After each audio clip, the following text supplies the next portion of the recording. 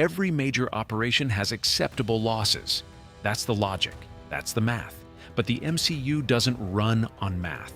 It runs on chain reactions. One asset drops, and the entire strategic landscape shifts. Alliances fracture, power vacuums open, weapons get built that should never have existed. Most cinematic deaths are set dressing, emotional filler designed to make you feel something without changing anything. These 10 are different. These 10 are the load-bearing walls. Remove any one of them, and the entire architecture of the Infinity Saga and beyond collapses into a fundamentally different timeline. The question isn't who died, it's what their death unlocked. Stay until the end, because number 1 on this list didn't just change the MCU, it rewrote the rules of what sacrifice actually costs. 1. The Yinsen contingency. Ho Yinsen didn't die a hero. He died a component in someone else's survival system. And that distinction matters. In a cave in Afghanistan, Yinsen kept Tony Stark alive long enough to complete the Mark I suit. When the 10 rings closed in, Yinsen ran a diversionary assault with a salvaged rifle, buying Stark approximately 90 seconds of assembly time. He took multiple rounds and was found by Stark in a corridor, already bleeding out. His final words weren't tactical, they were personal. Don't waste your life. A dying man's operational directive. Here's what the official record overlooks. Before the escape, Yinsen had already accepted that he wasn't leaving alive. His family was dead. He had no extraction scenario. His role in the plan was always to be the expendable variable. And Stark, a weapons manufacturer who had never once considered the human cost of his product line, was forced to watch the first person who ever genuinely helped him die for it.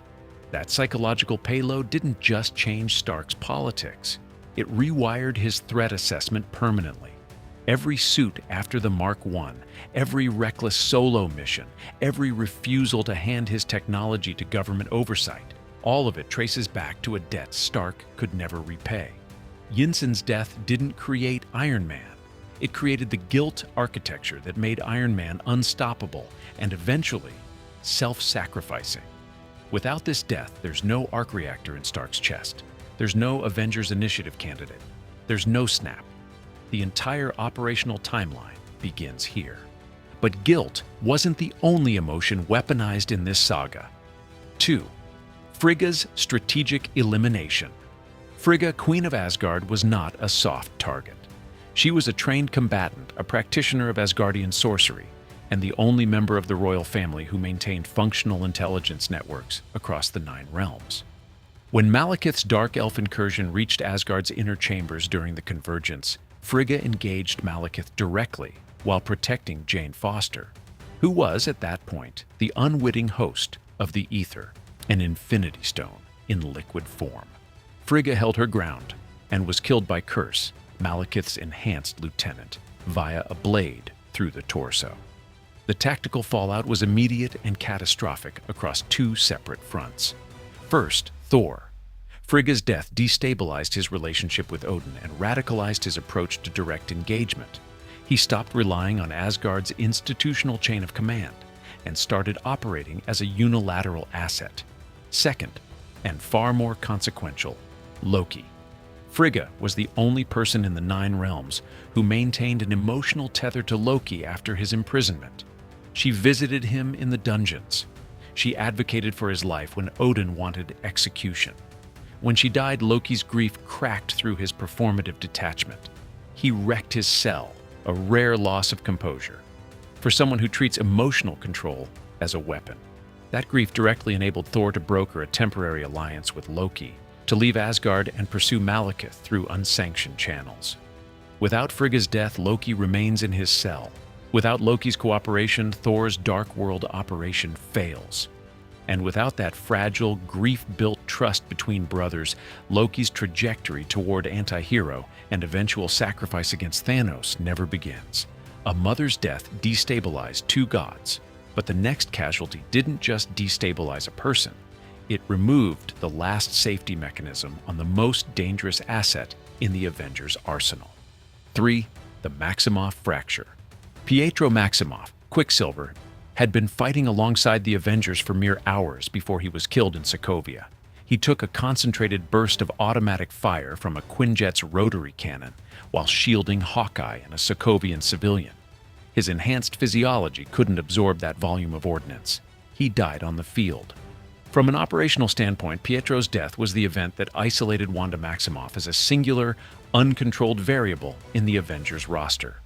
Before Sokovia, Wanda and Pietro functioned as a bonded tactical pair. She was the heavy ordnance, he was the mobility asset, and they regulated each other's emotional stability. When Pietro died, that regulatory mechanism was permanently removed. What remained was an enhanced individual with reality-altering abilities, catastrophic grief, and no psychological containment protocol. Every subsequent Wanda Maximoff event traces back to this single structural failure, the Lagos incident that triggered the Sokovia Accords, the destruction of Vision's Mind Stone, the Westview anomaly, where she enslaved an entire town inside a grief-constructed sitcom reality, and her eventual Darkhold-fueled assault on Camartage in pursuit of America Chavez's multiverse abilities. Pietro's death didn't just remove an Avenger, it removed Wanda's last restraint. 4. Wakanda's succession trigger. King T'Chaka of Wakanda died at the Vienna International Center when Helmut Zemo detonated a concealed explosive device during the ratification of the Sokovia Accords. The blast killed T'Chaka and several other delegates, and was initially attributed to Bucky Barnes, a piece of misdirection that Zemo had engineered specifically to fracture the Avengers from within.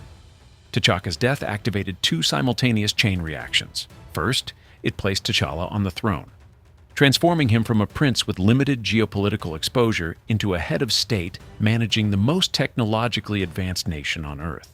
Second, and more critically, T'Chaka's death exposed the secret he'd carried for decades, that he had killed his own brother, Njobu, in Oakland in 1992, and abandoned Njobu's son, Eric Stevens. That orphaned child grew into Killmonger, a U.S. Black Ops asset who would later challenge T'Challa for the throne, nearly overturn Wakandan foreign policy, and force the nation out of centuries of isolationism. Without T'Chaka's death, Wakanda stays hidden. If Wakanda stays hidden, there's no vibranium on the global stage, no Wakandan support during the Battle of Earth, and the combined forces against Thanos lose their most critical territorial advantage. Wakanda's exposure was an accident of assassination, but the next death on this list wasn't accidental at all. 5. The Sorcerer Supreme's Wager. The Ancient One didn't die in combat against a stronger opponent. She died because she had already seen the moment of her death and chose not to prevent it. During the Mirror Dimension battle against Caecilius in New York, the Ancient One sustained a fatal wound and was transported to Metro General Hospital, where she briefly existed in an astral projection alongside Stephen Strange. In that moment, she revealed that she had been drawing power from the dark dimension, Dormammu's domain, to extend her life for centuries, a practice she had forbidden her own students from pursuing. Her death was a calculated transfer of authority. She had spent years observing possible futures and identified Strange as the only candidate capable of defending Earth's dimensional borders against the threats she knew were coming. But Strange wouldn't become that candidate while she was still alive. Her presence was a ceiling on his development, a safety net that prevented him from accepting the full weight of the role. By dying, she forced Strange into the Sorcerer Supreme position, under maximum pressure. That pressure is what produced the tactical creativity Strange needed to defeat Dormammu through a time loop, protect the Time Stone for years, and eventually identify the single winning outcome against Thanos out of 14,605 possible futures. The Ancient One didn't just die. She ran a succession protocol disguised as a tragedy. 6. Gamora's calculated value. Thanos took Gamora to Vormir and threw her from the cliff to claim the Soul Stone. It wasn't rage. It wasn't impulse. It was a cost-benefit analysis performed by a warlord who had spent decades optimizing his operations around a single objective. The Soul Stone's price, a sacrifice of someone the Seeker truly loves, was designed to be prohibitive. It was a security protocol built into the stone itself. Thanos met the threshold. Gamora fell. Gamora's death exposed a critical vulnerability in the Guardians' operational structure. She was the team's strategic asset, the one who understood Thanos' logistics, his fleet movements, his psychological patterns. Without her, the Guardians fractured during the most critical engagement of the Infinity War, the Titan confrontation. Quill's emotional breakdown upon learning of her death directly caused the team to lose their hold on the Infinity Gauntlet, an extraction that was seconds from completion. That single moment of failed emotional containment is arguably the proximate cause of the snap. Gamora's death didn't just give Thanos a stone, it dismantled the only team with the intelligence to stop him. 7. The Android Paradox. Vision's death happened twice. The first time, Wanda Maximoff destroyed the Mind Stone embedded in his forehead, killing him, in a desperate attempt to prevent Thanos from completing the Infinity Gauntlet. The second time, Thanos used the Time Stone to reverse Vision's destruction, reconstituted him, and then ripped the Mind Stone from his skull, killing him again. 2 deaths, same asset. Neither one mattered operationally in the way the Avengers intended. The significance of Vision's death is structural, not tactical. It proved definitively that the Avengers' containment strategy for the Infinity Stones had failed completely. Their plan, destroy the stone, accept the loss, was sound in theory, but assumed they were facing an enemy who couldn't rewrite temporal causality. Thanos could. More importantly, Vision's double death is the foundational trauma that drives Wanda's psychological collapse in the years that follow. She had already lost Pietro. Now she watched the person she loved die twice, once by her own hand. The Westview anomaly, the Darkhold corruption, and the multiversal assault on Kamar Taj are all downstream consequences of a grief event that the Avengers' operational structure had no protocol to address. They planned for how to lose the stone. They never planned for what losing Vision would do to the most powerful person on their roster. Vision died twice, and it changed nothing tactically. But the next death turned an Avenger into something far more dangerous than a soldier, and far less precise. 8. Asgard's final defiance. Loki Laufeysen's operational record is a mess of shifting allegiances, but his death in the opening minutes of Infinity War is surgically clean. After Thanos boarded the Statesman and decimated the surviving Asgardian population, Loki attempted a close-range assassination with a concealed blade. Thanos caught him by the throat and crushed his trachea. Loki died in front of Thor, and Thanos' parting words, "No resurrections this time," were a deliberate psychological operation, targeting Thor's known emotional vulnerabilities.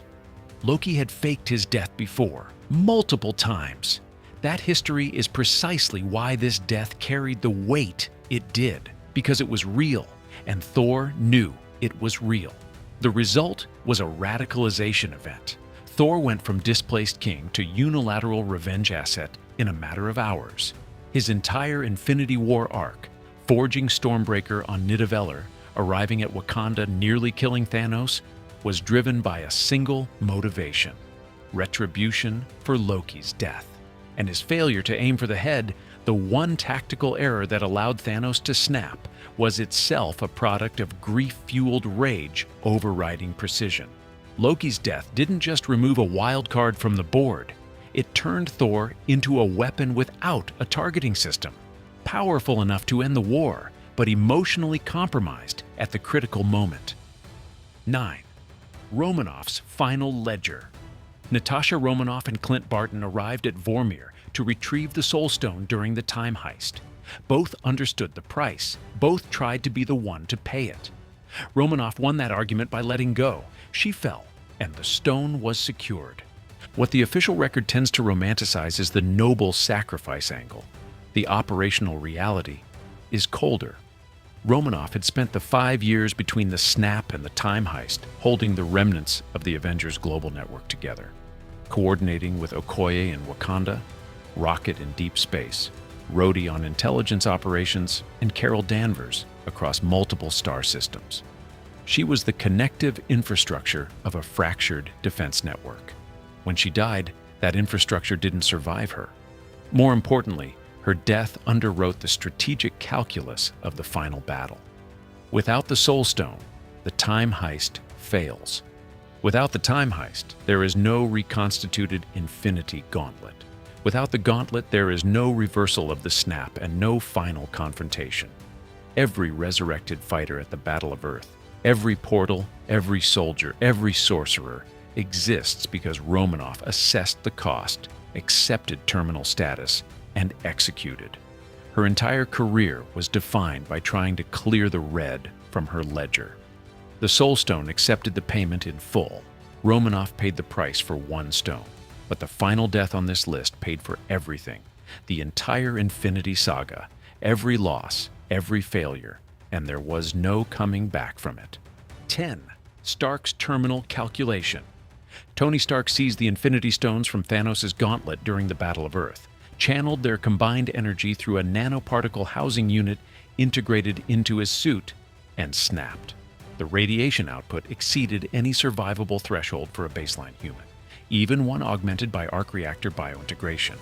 Stark's body failed within minutes. He died on the battlefield, surrounded by assets he had spent a decade assembling. This death is the structural keystone of the entire Infinity Saga. Every decision Stark made, from the moment Yinsen died in that cave, building the suits, funding the Avengers, creating Ultron, signing the Accords, mentoring Peter Parker, developing time travel, so was a compounding chain of operational escalation that terminated here. Stark didn't just volunteer for a fatal mission. He was the only asset in the field with the engineering capability to redirect the stones and the psychological conditioning. Forged across 23 films of accumulated trauma, compulsive responsibility, and escalating self-sacrifice, to actually do it. Banner's snap brought everyone back. Stark's snap eliminated the opposing force permanently. The cost was absolute. No regeneration, no variant, no resurrection protocol. The MCU lost its founding asset, and every project that has followed, the Armor Wars program, the legacy of Peter Parker's inheritance, the ideological vacuum in global defense, operates in the shadow of that single calculation. He started the timeline. He closed it. Stark's death ended the Infinity Saga. But when you line up all 10 deaths in sequence, a classified pattern emerges, one that changes how you see the entire MCU. These 10 deaths aren't isolated casualties. They're dominoes. Yinsen creates Stark's guilt. Frigga activates Loki's redemption arc. Pietro removes Wanda's restraint. T'Chaka exposes Wakanda. The Ancient One forces Strange into position. Gamora dismantles the Guardian's intelligence. Vision compounds Wanda's trauma beyond recovery. Loki weaponizes Thor. Romanoff funds the time heist with her life. And Stark closes the equation. Remove any single node and Endgame plays out differently. Or not at all. The MCU didn't build a story. It built a controlled demolition where every death shifted the load to the next bearing wall until only one outcome remained. None of these deaths were random. Each one forced a transfer of power, removed a psychological restraint, or activated a capability that wouldn't have existed otherwise. They weren't tragedies. They were operational prerequisites. The cost was 10 lives. The return was half the universe. And the next phase of the MCU is inheriting every single one of those debts. That's the full declassified record. If this tactical breakdown changed how you see the Infinity Saga, smash that hype button and subscribe. The next file we open goes even deeper. The briefing continues soon. Every major operation has acceptable losses. That's the logic. That's the math. But the MCU doesn't run on math. It runs on chain reactions. One asset drops, and the entire strategic landscape shifts. Alliances fracture, power vacuums open, weapons get built that should never have existed.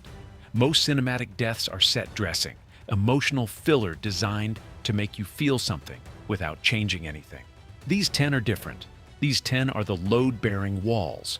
Remove any one of them, and the entire architecture of the Infinity Saga and beyond collapses into a fundamentally different timeline.